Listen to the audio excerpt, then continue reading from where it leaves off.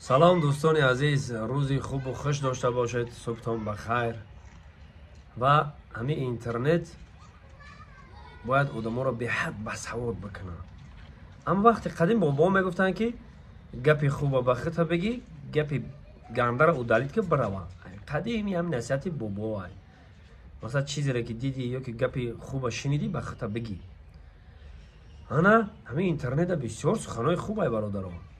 این همین برادر گوش میکنیم در مورد هر یکی ما و شما صحبت کرده، نه وابسته از چی کارو با در چی کاری که دست زنی مردم یک گپت میگه برای هموقع اولا میگه پا گوش میکنیم و صحبت میکنیم گوش میکنیم. سخنهای مردم درباره تو نخود بلاگری کنی. از این چی فایده؟ معلم شدنی؟ با این کسب چه زندگیت رو پیش میبری؟ دکتر شدنی؟ او همه دکتر شده است. تو حقوقشناس شدنی؟ با قول شتا زنی حقوقشناس میپرد. اکتیور شدنی؟ از تو اکتیوری خوب نمیبروید.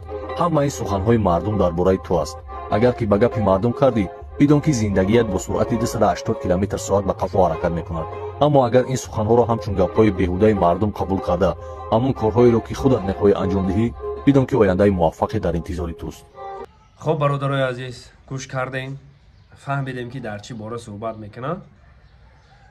برای همین نازکی کار در همین حرام و حلال بشناس، فرق که و زندگی تا پیش ببر.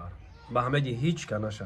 در یک پستی بزن دست یگان کس نمیگیره و در بلندی که برآمدی فقط پیشپایی دادن سر میکنن که پیشپایی بخیری گفتی با همون پیشپایی همیاده.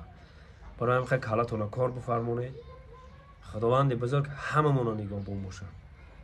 دوستی، صلح و صلاح، همدیگر فهمی را ای دست نتیم. همه وقت باید همدیگر فهمی باشه.